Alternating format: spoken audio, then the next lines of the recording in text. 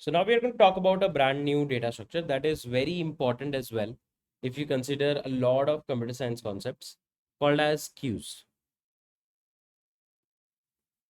Okay. So what is queues? Why do we need it? So on and so forth.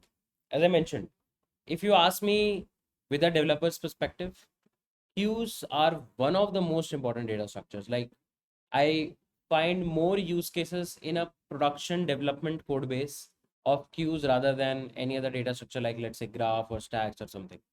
Okay, it's very important and used in a wide variety of things. Okay, so what is the queue? First of all, let's talk about that. So queue again is a linear data structure.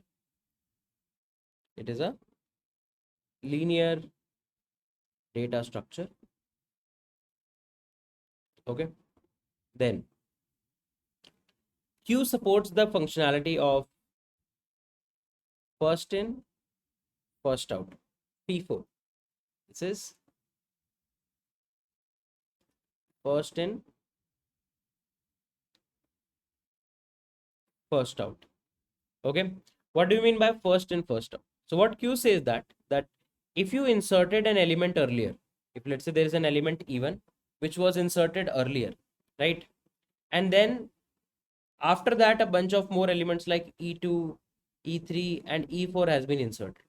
Now when you are going to process the elements, or when you are going to, let's say, remove the elements, you are going to read the element, then the element which was inserted the very first, this element came first, right? So this element is going to be processed first. When we will be going to read the queue, even is going to be read first. When we are going to delete something from the queue, even is going to be removed from the queue first. Once queue has even has been. So before moving forward in the video, if you are somebody who wants to learn the concept of AI engineering and actually make a career in the same field, then you are actually at the right place. Algocamp has launched its first AI engineering cohort in which you will be able to learn state-of-the-art patterns on how to make these real-world production-grade ready AI applications. You will learn all the concepts from beginner to advanced, starting from basics of LLMs, understanding GPT's API, or let's say Claude's API, how you can actually set up RAGs in production, how you can make your own AI agents with a lot of interesting projects as well. You will be making projects including making your own code reviewing agent, making your own RAG pipeline which will be able to handle long running tasks as well, and whatnot. I list all of the projects here and you can pause the video and check out all of them. This particular cohort will also help you understand behind the scenes of an LLM so that you can understand how the LLM actually works, the neural network architecture, the transformers architecture, what was actually running before LLMs like RNNs and LSTMs. All of these concepts of deep learning also we will be actually covering. This particular cohort has been actually made sure that if you are somebody who knows nothing about AI engineering and wants to start your career in AI engineering, you will be able to actually do that. We will provide all of the required fundamentals including Python, basics of Python, fast API, Docker, Git, GitHub, and everything which will help you to start your learning as fast as possible. If you are somebody who is actually looking for a more structured way to learn AI engineering with people who are actually building these products in production, do check out the link in the description section below, and don't forget to use this particular coupon code to get massive discount on the price. So let's get back to the video. Been removed. Now the next element that was in line was E2. So if you will remove one more element, then E2 will be removed. If you compare that of stacks, in stacks, the last element that is inserted is removed first, last in, first out. But here, the first element that has been inserted in the queue is removed first. Think about it like a queue in a ticket counter, queue of a ticket counter. Think about it like this. Okay. In the queue of a ticket counter, what happens is that if let's say there is person P1, P2, P3, and let's say this is the counter, then because person P1 came first, they are first in the line. So they will be able to buy the ticket first. And once they have bought the ticket, then P1 will be resolved. Then P2 will be given a chance to buy a ticket. Then P2 will be resolved, and so on. Right. So the person who came first is going to be processed first. That's the fundamental structure of queue. First in, first out. Right. And that is what queue data structure also resembles. That any element that you are going to insert in the queue is going to be inserted such that when you are going to process it, the first element that came up is going to be removed first. Just like in stack, if you remember in stack, we used to call the operation as push pop. In queues, we call the operation as NQ, DQ. NQ means insertion in the queue, and DQ means removing from queue. Okay, so just like stack operations were called as push pop, queue operations are called as NQ and DQ. Okay, cool. Now if you carefully see again, this is how probably, if you prepare a mental model, a queue might look like. If you are going to NQ a bunch of elements, NQ 10, NQ3, NQ12. So what's going to happen? 10 is going to be inserted first, then 3 is going to be inserted, then 12 is going to be inserted. If let's say you do NQ5, then 5 is going to be inserted. But now if you do DQ, then 10, because it came first, will be actually removed first, right? 10, because it came first, will be removed first, and these elements are going to be rearranged like this. Then if you call DQ again, then 3 will be removed, then 12 will be removed, then 5 will be removed, right? So that's how queues work. And just like in a stack, the topmost element was called as top. Here we have the concept of the front element. Front. So the element which is going to be processed next is at the front of the queue. That is what you can see, right? This is at the front of the queue. This is technically back of the queue. This is the back of the queue. So the element which is going to be processed next is actually present at the front of the queue. For example, 3 is going to be processed next. So 3 is present at the front of the queue. If 3 is removed, then 12 will actually come to the front of the queue, and so on. So this is what queue is, and these are some basic terminologies that you need to keep in mind about queues.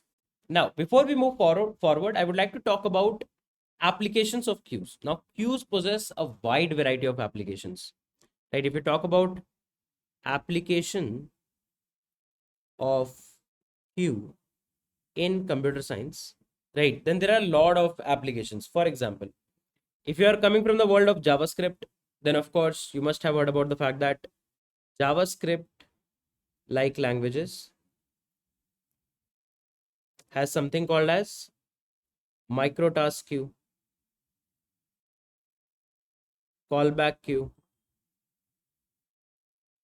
etc. Right? So languages internally also possess queues. Then, apart from this, queues are required in backend for message brokers. Right? So there is a concept of message brokers. Don't worry if you don't know about it, but you can understand that we have to implement sometimes something called as a message broker in your backend infrastructure. For that, you need queues. For example, you can implement a Redis queue for this. You can implement a RabbitMQ queue for this, right? If you want more resiliency, then there's something called as Kafka. You can implement Kafka there. So these message brokers is very similar to what we call as message queues. Right? So this is like very, very important. And like in almost all of the production code bases that you will see, there will be somehow, somewhat, some kind of a queue definitely involved, right? Queue generally help us to park the request. For example, let's say a lot of people are actually making requests to submit a problem on lead code. Now, lead code doesn't immediately computes the problem and send you the response, right? It asks you to wait. So that waiting mechanism of queue, that waiting mechanism inside lead code kind of platforms is implemented using queues, right? There are a lot of operating system algorithms as well.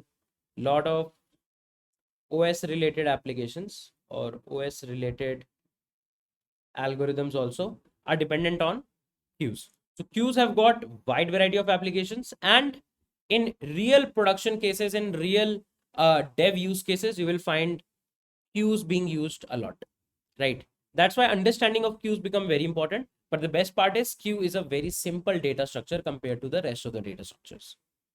Now, how exactly queue works? How exactly queue works?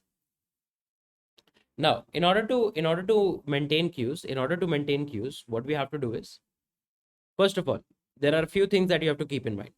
That for queues, we need a function called as enqueue that is going to insert something in the queue.